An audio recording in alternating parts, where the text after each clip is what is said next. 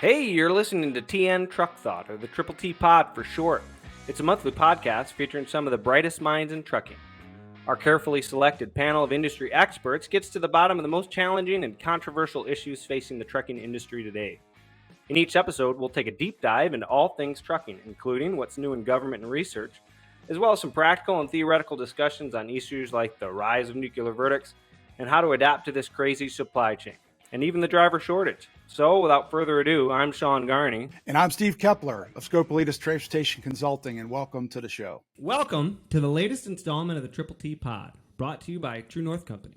Today's podcast is focused on an issue that's been plaguing the trucking industry for a long time, the driver shortage.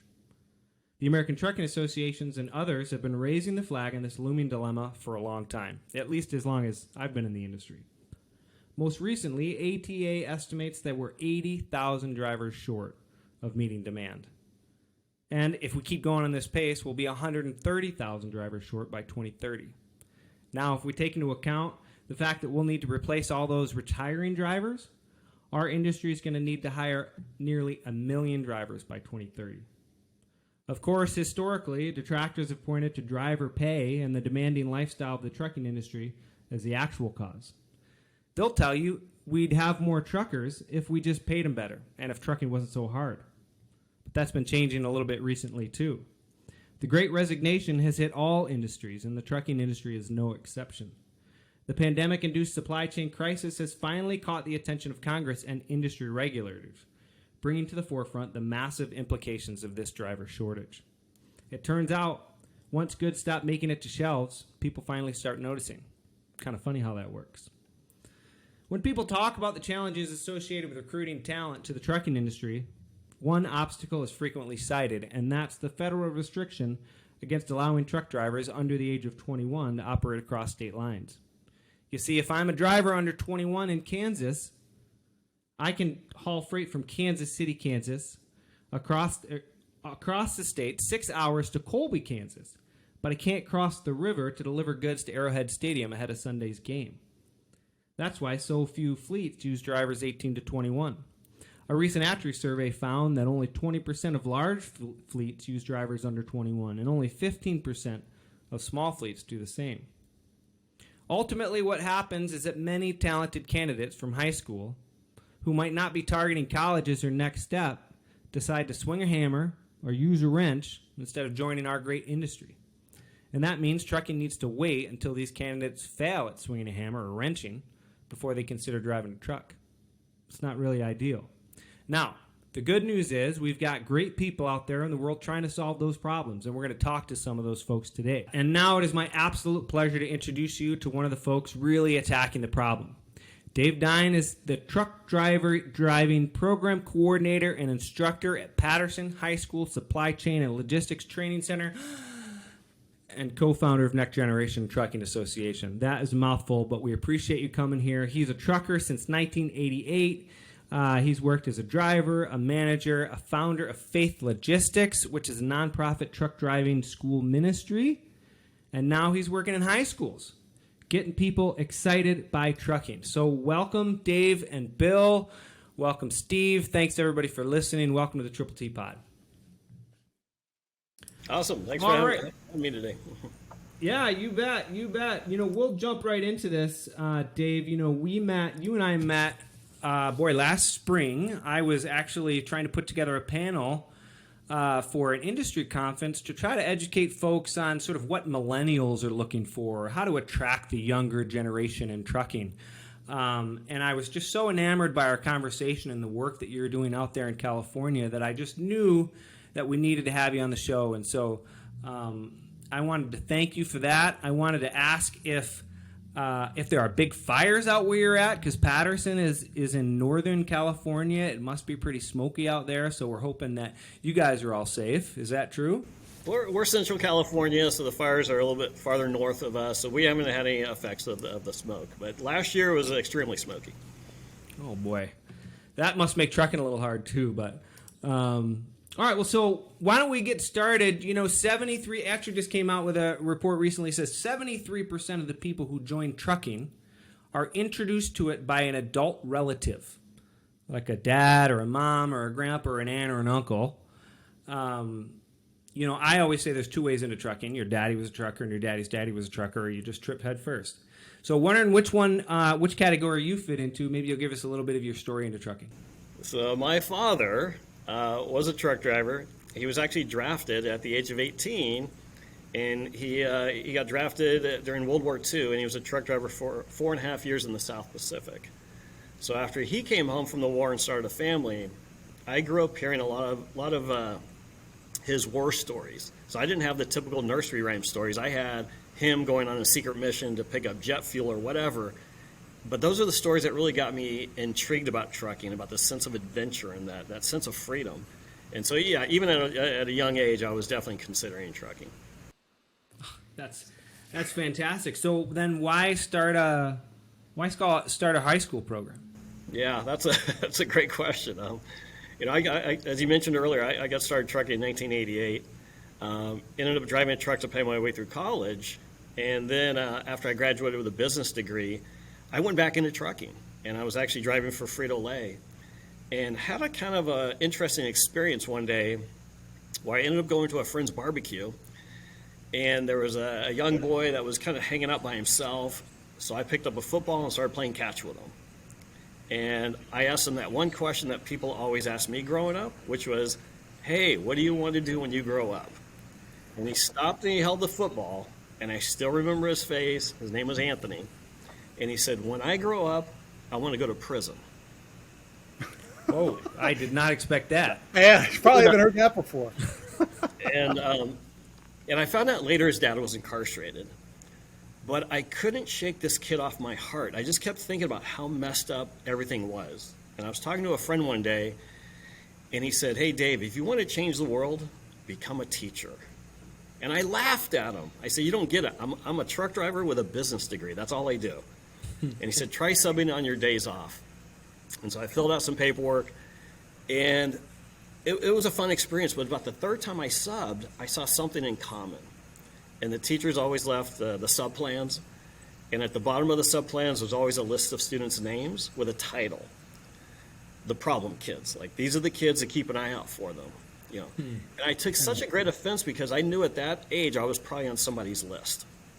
And how dare that teacher label these kids as being problems, and then you tell me to label them. So I took out their famous red pen and I scratched off the word problem and I wrote possibility. These aren't your problem kids, these are your possibility kids. That's what led me into teaching. But I never left trucking. So I would drive on the weekends, I'd drive in the summers. In 2006, we started a nonprofit called Faith Logistics, working with people coming out of the prison system and teaching them how to drive a truck for free and help them with job placement. We had to dissolve that nonprofit in 2016 when our 7 trucks didn't meet the new emission requirements. 2 months later, I heard about this program at Patterson High School that was teaching supply chain and forklifting. So after a quick conversation with the superintendent, I said, look, you're missing the third component, which is truck driving. So he gave me the green light 5 years ago to start one of the nation's first high school trucking programs. So that's really interesting, because certainly not many high schools have supply chain programs, not many universities for that matter, which is fantastic. So maybe that's a great opportunity for you. So maybe talk to us a little bit about how it works and kind of the curriculum and what kind of classes are the students taking. Yeah, so it's set up as a 1-year elective. It's 1 hour a day, so I have my students for 180 hours. Students are also required to do 30 hours of what we call their after-school lab time. So this is primarily where they're on the simulators. Our focus is to teach the entry-level driver training standards, the theory portion, prepare them for their commercial learner's permit, but we do it in a very hands-on, interactive way. The curriculum we have is very involved. We just don't teach the basic skills of driving a truck. We kind of take it a step further. In fact, when we first launched our program, we went out to our industry partners first, and we said, what are you looking for in a recent CDL graduate? And we got a lot of the expected answers as far as the basic skill sets, but then we got some unexpected answers. A lot of our industry partners were looking for those soft skills.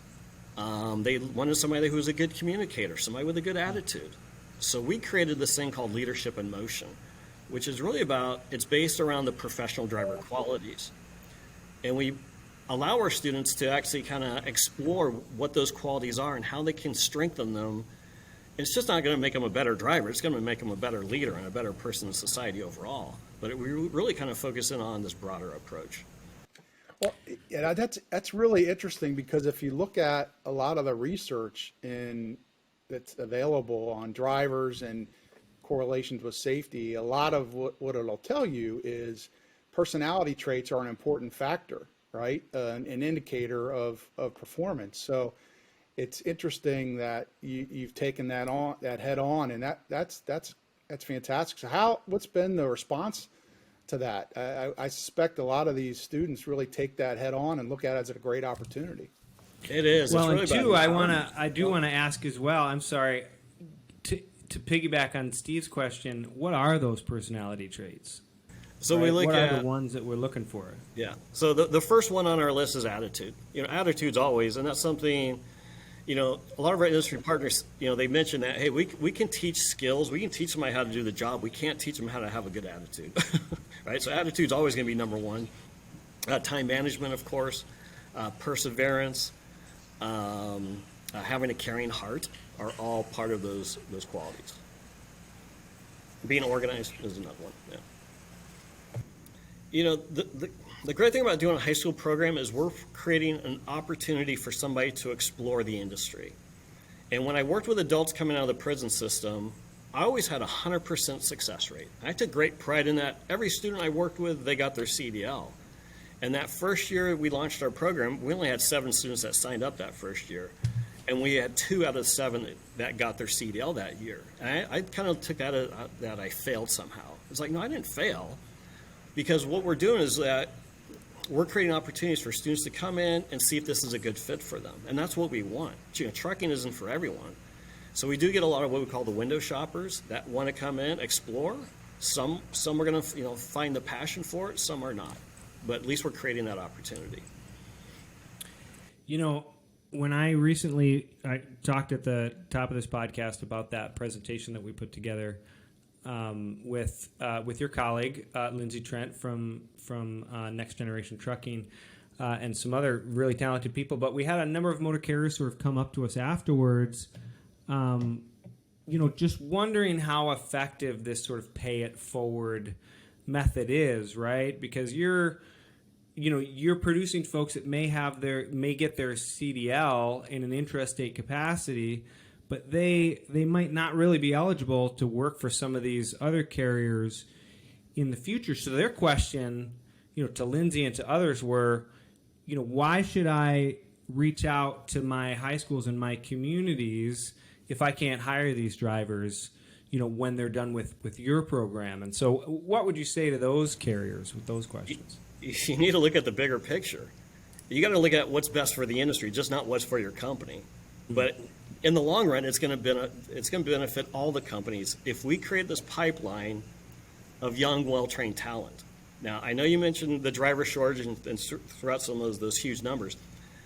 I'm not about filling seats. I don't care how big that number gets. All I care about is that the people that we work with are well-trained, they're safety-minded, and they have the right attitude to be a professional driver. And so we're really about focusing on the quality of education, regardless of how big that driver shortage gets. Like I say, we have no interest in just filling seats. So it's interesting, Dave, going back to something you mentioned a few minutes ago, it's the industry's not for everyone, right? And everyone's different. But there's a stigma today with a lot of young kids that they have to go to college, right? Their parents, that's what their parents did. That's what they need to do. So, when you're talking to those types of students and the parents, what are you talking to them about? I mean, how do we deal with that stigma and say there's opportunities for everybody? And college isn't always necessarily the right path. Yeah. I've been in education for 24 years now. And sadly, most young people, as part of their educational journey, they're never exposed to any vocational trades. You're right. We push college as the singular source of success, right? And so what we decided what we need to do, even when I launched this program 5 years ago, I thought it was going to open up the floodgates and everybody's going to sign up for truck driving. And it wasn't like that at all. And we realized then that we need to do a much better job as far as what we call seed planning. So now what we do is we engage with our local elementary schools. We bring in young people and let them do a hands-on day. They drive the simulators. We put them on the truck. We follow up with them when they're in middle school. We start talking about, okay, let's talk about some of these career opportunities. And one of the things that our nonprofit is doing is creating some educational resources that can actually go out into the high schools and have a one-day curriculum that a little bit of information goes a long way. And I didn't realize the impact. The first time we did a middle school career day, they actually had me signed up underneath the title of logistics. Well, guess how many 7th and 8th graders wanted to hear an old guy talk about logistics? Right? I had 0. So the principal pulled me aside and he's like, Dave, we got some bad news. No one signed up to hear you speak today. So I'm going to force 90 students to come listen to you. He used the word forced. So I had 3 groups of 30. And I brought with me one of my female students, Leilani, and we just did a fun interactive presentation, gave out some great facts and figures. And about 2 weeks later, I get these thank you cards in the mail. And I could tell very right on that some of them were genuine and some of them were forced written. Like the ones that were forced written, they're almost written with anger. Like you can see the graphite splinters.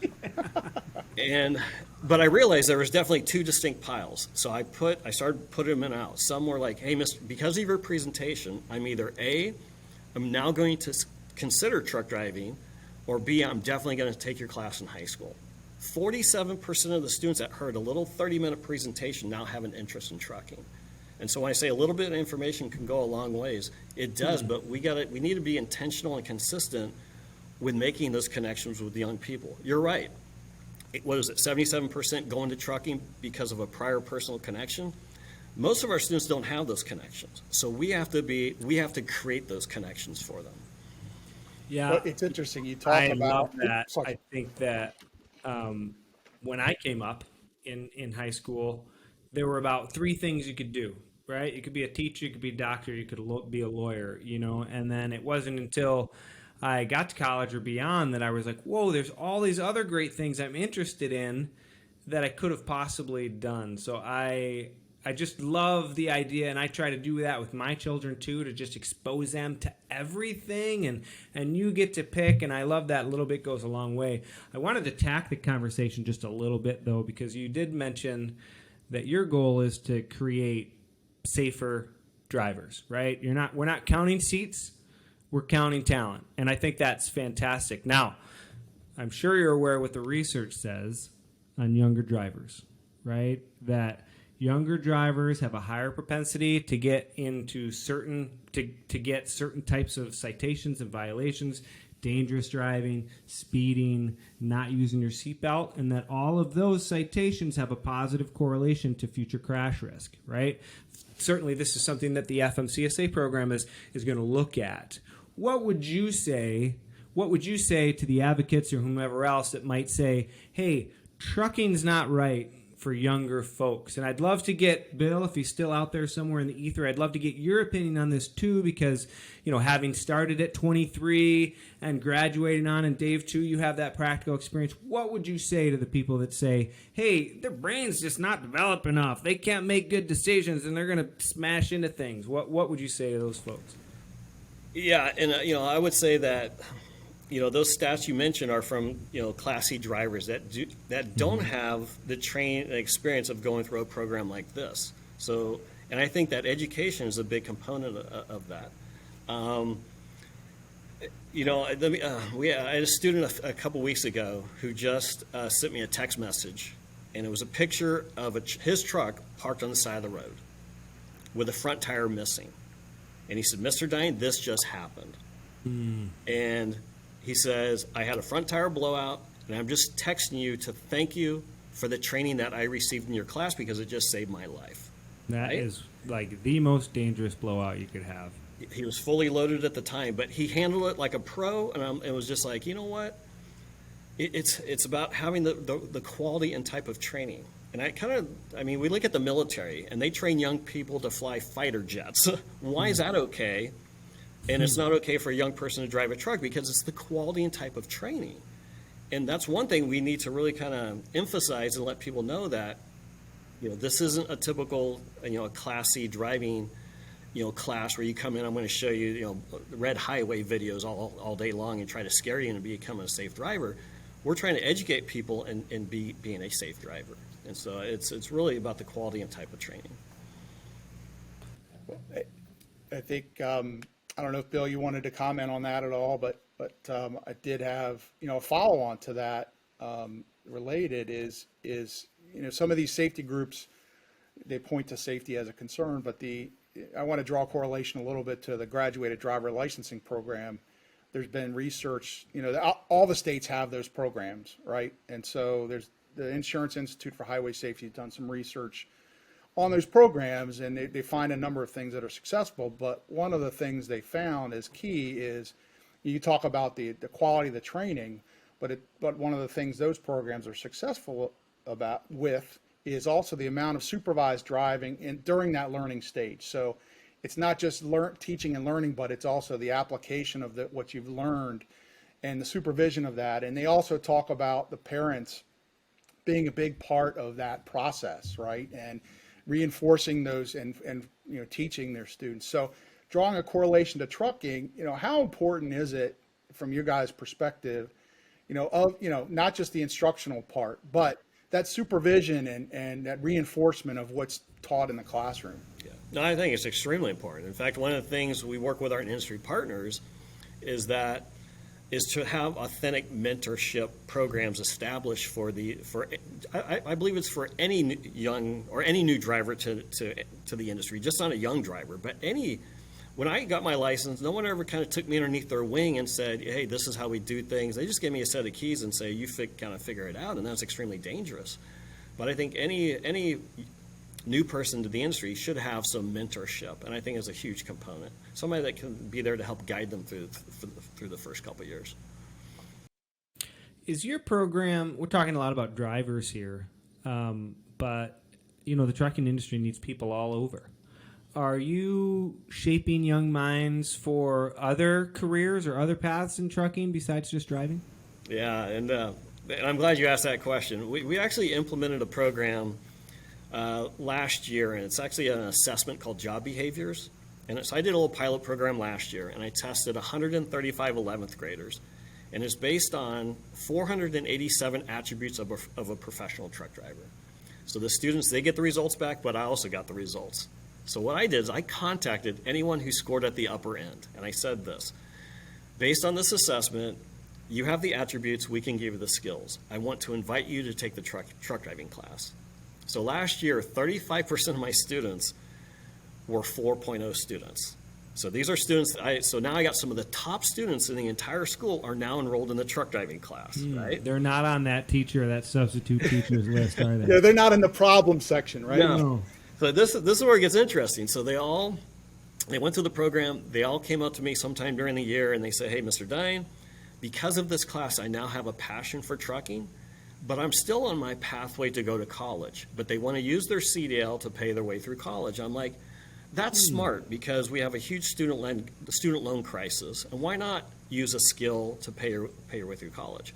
But they said this, that once they get their degrees in, I got one doing engineering, one's doing business operations, one is computer software management. Once they get their degrees in their chosen field, they want to come back to the trucking industry in a different capacity. And I'm like, if you think about it, we should want the best people, just not behind the wheel, but in all the layers of trucking. And what a great 100%. Way just to get more people into this industry. Couldn't agree more. Tell me more about these industry partners you're talking about. A lot of folks out there that might want to be an industry partner or but don't know what it looks like. What does it look like to team up with Dave Dein and the Patterson High School? So it's really about, there's an investment. But when I use that word, it's about taking the time to invest in our youth by building authentic relationships with them, right? Our students, they need role models. They need to see someone that is relatable. And so what's the great thing about our industry partners is they come in and they choose to invest in our young people. They're guest speakers. They open up their doors for field trips. And then they create career paths for our students. And not all of our industry partners can hire a driver at the age of 18, either based on insurance or interstate commerce regulations. But they all have set up defined career paths. And those career paths are going to get people into this industry in some capacity. They might be driving a shuttle truck, they might be working in the warehouse or the office, but it's going to bring them into this industry, and it's going to lead to a Class A driving position. And I like that because I think you're going to have a better driver ultimately. If you worked in the warehouse and the shop, you're going to understand more about the industry, and you're going to have more empathy for those other aspects of the industry. So I think it's a great idea to have these defined career paths. Well, and I think that comes up a lot in these conversations about there's this kind of donut hole, right, between 18 and 21. And we don't talk enough about that donut hole and getting education to those students that, you don't have to wait until 21 to get in the industry. And I think that's absolutely on point. You can teach them not just how to drive, but how to understand the business. And then they become, they buy in, right? And that gets that passion to the industry. It sounds like you're getting great reaction from that. Are those messages resonating with the students? Oh, it is definitely resonating with the students because, by building those relationships, it becomes very authentic. And so what's great, we talked about, how do we get the buy-in of the parents? I can't tell you how many parents I now that are coming to me after their son or daughter they got their license, they now want to get their license, right? Because they see the value in what's happening. I'm like, oh, this is great now. So it is. We are changing minds, but we're taking it from the student perspective.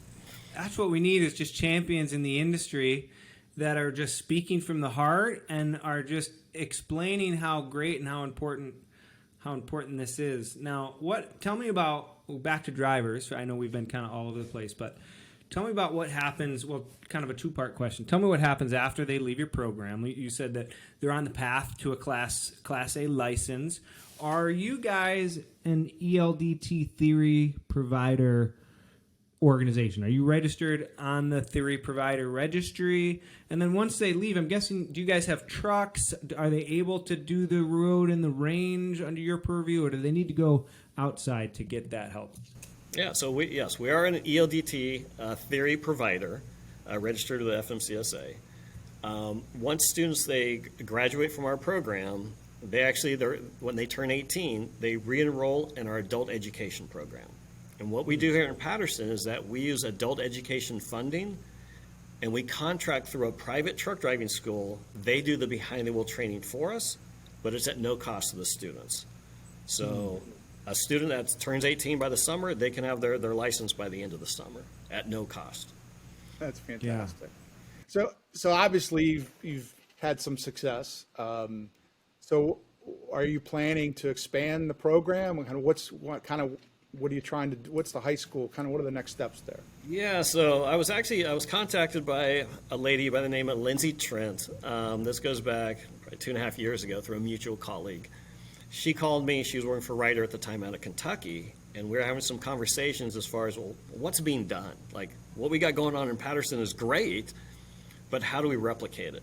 And so that's when the idea was kind of born to start a nonprofit business trade association called the Next Generation Trucking Association. And what we're able to do is generate some industry support to enable us to go out and, number one, educate young people. And we're actually creating some curriculum materials that can go out to high schools for free. And then also working with high schools individually and helping them start a CDL program. So since we launched our nonprofit, we launched it last July. We've worked with over 70 high schools across the U.S. that are now interested in replicating the Patterson program, which is just fantastic.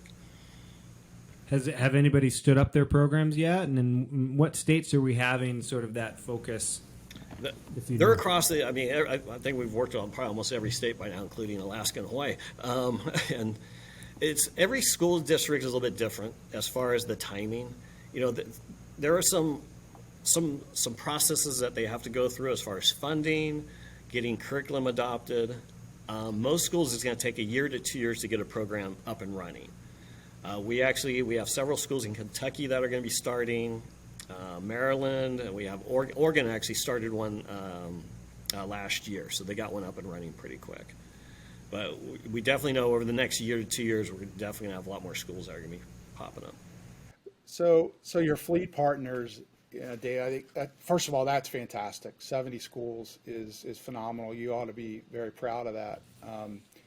And so for the carriers that are going to listen to this and the fleets that you deal with, what would you suggest is the best way, the best entry point with the schools, and is it the state board of ed? How do you get FaceTime with these people to really make an impression that they need to look at this? Yeah, so it kind of depends. We have been in the media quite a bit the last year, and anytime we get any sort of media, the phone just literally rings off the hook. But as far as working with our industry partners, we definitely we ask them to join our association as a member. That way we have that we create that contact. We have monthly newsletters that go out. And then as far as dealing with the schools, that's what next gen, that's what we're enabled to do, and that looks differently for every school. Sometimes we work directly with school board, or with superintendent, or with CT teachers, and we start looking at funding opportunities. And what we're trying to do is we're trying to create some sort of consistency across all the schools. So the curriculum that we created here at Patterson, we feel it's very thorough, it's holistic. And we want those schools to implement that program. Now, what we're doing is we're not charging anything. So we're just giving away this curriculum for free. So we're in the process now of having our curriculum professionally packaged by a curriculum company. That's going to cost $150,000. And so we're currently raising money for that. That way we have something tangible that when we do meet with a school, I have a program I can just kind of hand off. We can do a train-the-trainer program, or I can go in and work with that instructor and get them up and running. That's the fastest way because we don't have time to reinvent the wheel. Yeah, and speed is of the essence. Now, is that what the foundation is all about? You have a foundation as well. Is that about sort of raising money to be able to professionalize this curriculum and get it out to folks? And once you do, is it going to continue to be free for anybody who wants it? Yeah, so the foundation is a 501c3, so that's tax deductible donations. That money is used to purchase that curriculum. And yes, it's always going to be a free curriculum. We've had some conversations with people that wanted to package it free for us, but they wanted ownership of it, and then they're going to sell it to schools. And I said, no, I'm not selling anything. I'm giving everything away for free. And it's not a great business model. It's not about business, though. It's about doing the right thing. It's about creating opportunities for our youth and also helping the industry. And so we're very passionate about making sure that schools have this material for free. Well, and I think you're right on the money there, because we talked about this earlier, paying it forward. I think one of the things that we all need to do a better job of in our industry, and we're so busy doing the work all day, every day, we lose sight of promoting our industry. And to the extent that everyone can contribute and put their 2 cents in, it's going to lift all of us up, and we'll build that foundation like you're starting to do of youth that can really get excited about this and contribute for the long haul, to use a pun. So have you had any interaction with NextGen? Any interaction with any state or federal agencies, FMCSA, any of the regulators about this? What's been their response, if you have? They're definitely aware of what we're doing. I know Lindsay's had conversations with some of those, with more the agencies. I'm still teaching full time, so I'm very limited on the amount of free time I have. Right now I'm doing 12-hour days, trying to squeeze it all in. Thankfully, because of our donations through the nonprofit, we were able to get Lindsay hired on full time as of January 1st. So she's on full time. She's able to handle a lot more of those external conversations. Yeah. So of course you're going to have to tell us how to donate to your foundation, because that's going to be important. And I also want to get kind of your perspective on this idea that's getting batted around. We just had a huge loan forgiveness program that happened through Biden, and that's because the cost of higher education is astronomical, and students have been sort of pushed through this pipeline whether they fit or not for so long. Do you see sort of fundamentally that changing over time with programs like yours and others? So that, and please tell us how to donate. Yeah, so I hope it does. I hope people see the value in, working for what you want in this life. And I got two students that are working for.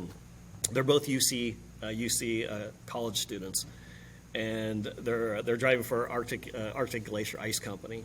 And I was actually on my way to work one morning a couple weeks ago on a Friday. I looked over and I saw the truck out doing a delivery. So I pulled in and ran into a former student, and his name's Caesar. And the first thing he said, the first thing out of his mouth, was, "Mr. Dein, I love my job." I'm like, yes. And here he is. He's Yes. working, right? So Yeah. he says he gets up at 2 a.m., he works till 2 p.m., but he says he's just, it's great. He says, best job ever. And I'm like, well, good for you. So, and he's more excited now about his studies, and he's now leaning more towards business, transportation. I mean, the whole, everything's just opened up, but he's working for that education, which I think is fantastic. I worked for an ice company in college delivering ice, and everybody was like, "Man, that must be the coolest job ever. It's hot in the summer. You got an ice truck." And I'm like, you realize I spend most of my time outside of the truck, sweating like everybody else, and it's just occasionally I get to grab a bag of ice. It's not as cool as you think it is. Well, I'm not as fortunate as you guys, but I've been in an ice bar. Oh, there you go. That's good too. Well, Dave, thank you so much for your time today. Always enjoy these conversations. I can just tell that you have the heart for trucking. I know Steve and I share that too. I'm sure Bill does as well, wherever he went. So I want to give you the opportunity to tell us how to donate to Next Gen Trucking Foundation. And I also want you to just give any students who might be listening to this, give them the pitch that you might give to a high school student who's thinking about taking Mr. Dein's class. So to donate, go to our website, which is nextgentrucking.org. From there, we have resources, links to our foundation. We have links for industry partners, for schools, and also for students. The best advice I can give any young person is take time to explore all your options and all of your opportunities. And college is great. I'm a college graduate. College isn't for everyone, just like trucking isn't for everyone. Yeah. But give trucking a fair shot. And I speak to a lot of young people who just have a lot of misconceptions as far as what trucking's all about. And as I said before, a little bit of information goes a long way. So just take that time to explore. Amen. I really appreciate that. Encouraging everybody to go to your website. If you can't find that website, reach out to Steve or myself or True North, and we can point you in that direction. Dave, Steve, Bill, wherever you are, thanks so much for your time. I think I'm going to pass it over to Steve now, and he'll roll us out. Thanks so much again. Thanks, Dave, as Sean said, and thanks for listening to this episode of TN Truck Thought. If you enjoyed the topic today and want to tune in for future conversations here on the Triple T Pod, make sure to follow us. Also, please don't hesitate to let us know which topics you want us to cover in future episodes. Drop us a line in the comments section or send us an email to transportationnews@TrueNorthCompanies.com. Thanks and have a great day.